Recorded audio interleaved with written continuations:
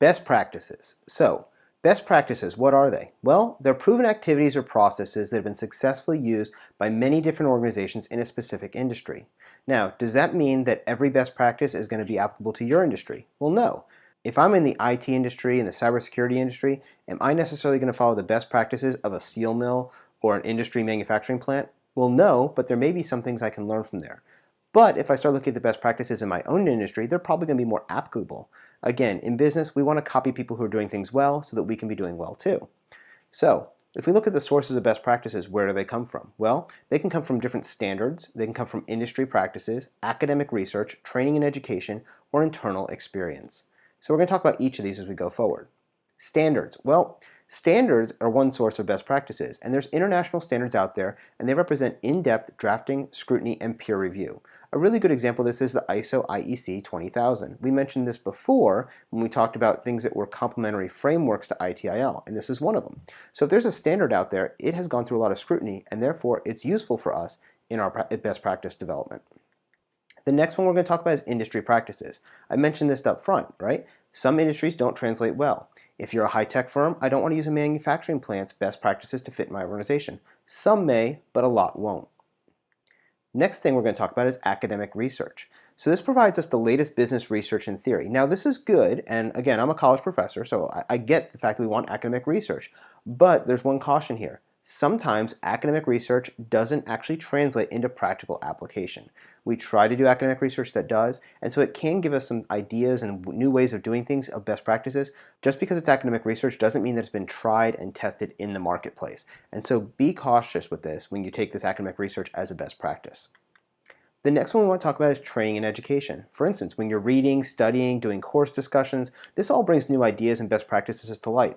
A lot of things that I've learned over the years are from education. I've gone to a college class, for instance, and in the class, not only did I learn something from the instructor, but I learned something from a lot of my fellow students. Because I might say, well, in my organization, we do it this way. And you would say, well, in my organization, we do it that way. And we start talking about it, and I might go, oh, you know what? That way works better. Let me bring that back to my organization. And so this is a place that you can actually trade ideas and forums and trade shows and training and education. All of this can help bring you other sources of best practices. The final one is internal experience. Now, internal experience can be very valuable, but it can also be very misinformed sometimes. So you got to be careful because it can be misinformed, subjective, and myopic. Now, the reason why I say that is if you're looking at it from one tiny piece of the organization, you have a very closed view. And so while what might work well in IT might not work well when you start talking about operations. So this is where you got to be very careful because if it's misinformed or subjective, it's very much phased by the person's experiences. So you have to take it with a grain of salt and really decide, is this a best practice I want to implement, or is this just something that may work in a very small part of my organization? So what are some enablers of best practices? So we've talked about the sources, now we've got to talk about the enablers. Well, our employees, our customers, our suppliers, our advisors, and technology. Those are our 5 things that can enable our best practices.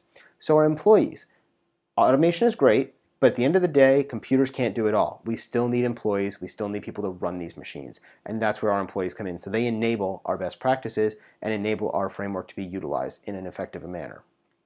The next one we have is customers. So who's going to benefit from all the work that we're doing using the framework? So our customers are going to enable our application of those best practices. Again, why is this important? Just because we implement a bunch of best practices in the ITIL framework, if our customers don't use it, it's not going to be effective. I'll give you a great example again. We were talking about IT earlier. So if we have an IT service management desk and a customer refuses to call the help desk line and instead just runs by and grabs somebody, that's breaking our processes, and that is not going to be effective for our ITIL framework.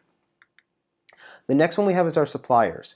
If you outsource, you must make sure that your suppliers enable your vision for an implementation of ITIL in the organization. Again, our suppliers are people we outsource our requirements to, and they're going to fulfill them. But if we don't give them that vision that we have and they don't do it our way, we might be breaking the secret sauce that makes our organization special. So we want to make sure that they are helping to enable our vision as well. Advisors. So when you start doing ITIL, you may not have all the information you need, and so you need guidance, and you can do that from your own research and education or from outside advisors and consultants. So again, they can help you enable, especially in the growth stages and the implementation stages, of how to get ITIL up and running in your organization. Finally, technology. There's lots of software tools available. Tools are helpful, but they're not going to work without clearly defined and documented processes. So you have to be very careful here. If you don't have the basics and the fundamentals down, technology is not going to help you. So tools can enable ITIL, but only after your processes and functions are clearly drafted and created. This is important because otherwise it's not an enabler. It's going to hurt you. So the bottom line on best practices: sources and enablers allow the organization to fully understand and implement the effective best practices. So really what we want is we take all those sources, we take all those enablers, we put them together, and that's where we get our benefit of our best practices.